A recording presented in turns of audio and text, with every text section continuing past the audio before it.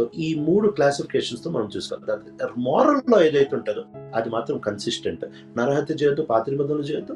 యేసు ప్రభు ఆ నరహత్య చేయొద్దు అనే దాన్ని కొత్త నిబంధన తీసుకొని వచ్చి, ఇదిగో నరహత్య చేయొద్దని రాయబడి ఉన్నది కాబట్టి నేను చెప్తున్నా మీరు కోప్పడద్దు అంటే, for the law of the old testament God is adding the law of Christ. That is, అది కొత్త లా ఏం కాదు. యేసుప్రభు చాలా క్లియర్గా చెప్పాడు, నేను మీకు కొత్త లా ఏమి ఇవ్వట్లేదు.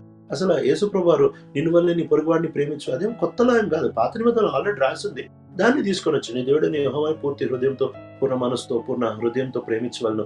దాన్ని యేసుప్రభు కొత్త నిబంధన తీసుకెళ్ళి, Jesus did not add to the old testament. He only made people understand the Old Testament and gave them strength to do the Old Testament. Old Testament actions గురించి మాట్లాడింది, యేసు ప్రభు మోటివ్స్ గురించి మాట్లాడాడు. So Old Testament is very important for these 3 reasons. అయితే ceremonial laws, dietary laws, civil laws దగ్గరికి వచ్చేటప్పటికి మనకి old testament వర్తించదు.